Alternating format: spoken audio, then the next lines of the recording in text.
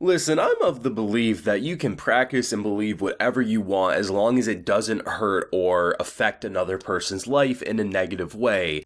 And the church into your eternity has already proven itself to be garbage. Like, that's putting it nicely. They have done so many horrible atrocities. But the fact that you can have a kid in this show who apparently he can't feel pain, he can't react to pain, and a church looks at that and says, he's probably possessed. Let's rip out his teeth. Every time a tooth grows in, we'll rip it out. So not only can we examine does he truly not feel pain, we can examine if the demon's being released, and just as a form of experimentation, they make a poor kid have to suffer, not even in the way of a normal person suffering from having their teeth ripped out. He doesn't feel pain. We see him get his shoulder dislocated and he doesn't react until someone points it out and then he pretends to notice. The fact of the matter was, you literally ruined a kid's life, and his birthday present, after having how many years of mushy cereals and stews and basically can't chew at all, nor can he speak properly because he doesn't have his teeth. His birthday present is a couple of different artificial teeth after a certain amount of time being here, now you can be a normal boy again. This church has proven itself to be horrible and evil, but this honestly takes the cake. Once you start attacking kids who are innocent in all this type of stuff,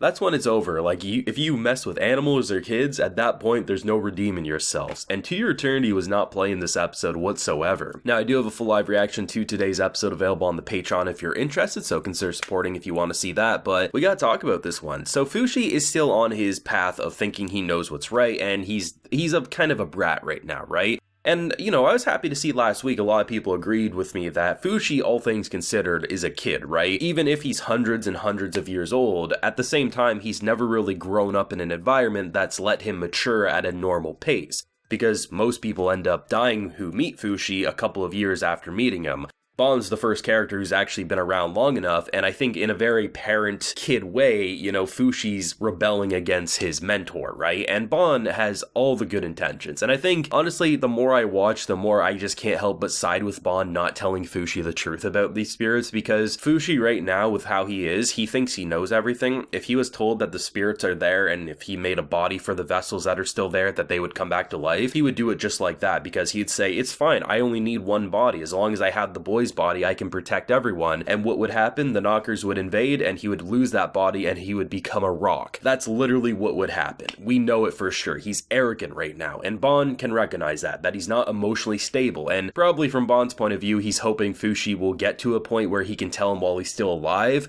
But worst comes to worst, Fushi will gain his body, he'll transform into Bon, and he'll see all the spirits with him, and I assume Bon would be there as well. But when you look at just an episode where we get two characters, because we get introduced to a few characters last week in terms of who the new vessels are supposed to be for Fushi, people who, while alive, could be useful, but in death could be even more useful. And the whole concept of we have this princess who's covered by a veil. I'm not sure if I'm the only one who felt this, but did anyone else think that whenever we would see her face, she would be deformed, there'd be a scar or something, and because she's a princess, that can't be seen? Because if you know anything about royalty in these times, anything that looks off and isn't picture perfect would be a disgrace to the family. But turns out, no, she's just a cute girl underneath the veil. And I like the fact that they even casually reveal the sibling plotline where he's like, listen, I need to stick by her, but of course we can't go in that direction.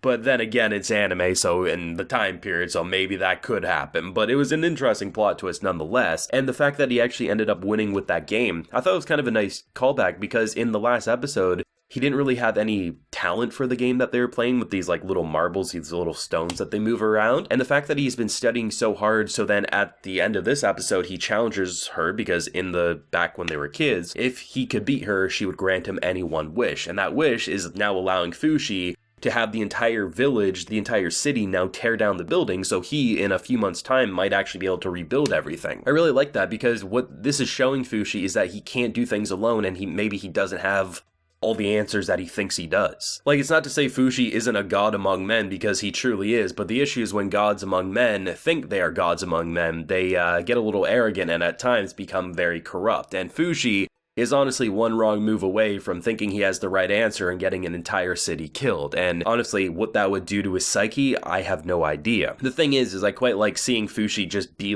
he's riding an elevator, right? So he transforms into the bear, he tears down the building, and then he just stands there and it comes up. And I thought that was really cool. But when he said that he basically knocker-proofed it, I wasn't sure what he meant, but then when you see how when they start lifting anything up, it has almost like that slime attached to it. So Fushi's basically making the ultimate tower defense game right here, right? If he has a connection to every single building, not only could he in the moment repair it if something did happen, he also can attack a knocker wherever it will be. The issue is that it takes him, say, 12 minutes to tear it down and do it. There's an entire city here. There's no way he can do it in that time frame unless they work through the day and the night, and then people start asking even more questions. So the fact that now people are tearing the buildings down for him, and the fact that all he has to really do is just stand there and rebuild it, it's going to save him a lot of time. And I think to have an ally who essentially can't feel pain, it's actually a really good body to have for Fushi's fighting forms. The issue is you can see how it messes because he can't really relate to emotions either. Essentially, we have a guy, Haro, who can't feel anything, whether that's emotions or pain, and that can really mess up with relationships in your life, and you can see how it's definitely haunted him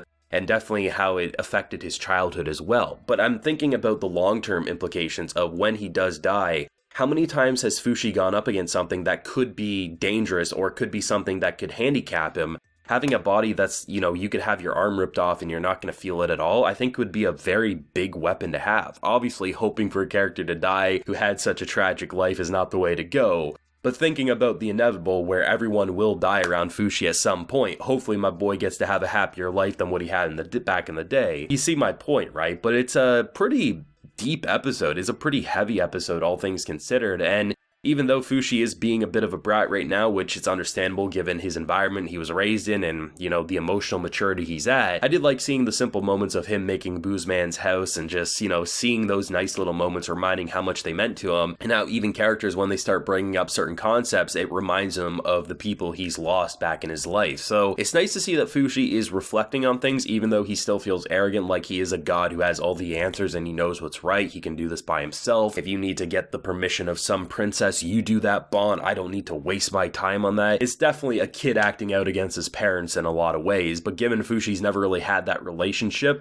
it's understandable why an immortal is now basically learning what it is to grow up, and maybe even if he is this talented, gifted person who's meant to do great things, sometimes the normal peasant mortal who isn't even a king right now might actually have some answers that you yourself can't see, and it's worth listening to. But as I've been saying, To Your Eternity Season 2 has not missed. It has been an emotional roller coaster. The fact that they kept Bon alive long past I think any of us expected him to be here is what's truly allowed the season to pop off, because had Bon died at that guillotine and had Fushi not been able to talk to the dead, right, we would have just had the same cycle over and over again. So it's going to be interesting to see where the remainder, the other 8 episodes of the season are going to go, because really the sky has been the limit, and I don't think that's changing anytime soon. The thoughts and feelings yourself down below. Leave a like if you enjoyed, subscribe if you're new around here. Like I mentioned, full live reaction is available on the Patreon, and while you're there, you can also get yourself a video shout out like a few are about to get here. So we got Benjamin Margolis, Zuniga, and Francesco. So I appreciate the support, everyone. Please take care and have a good one.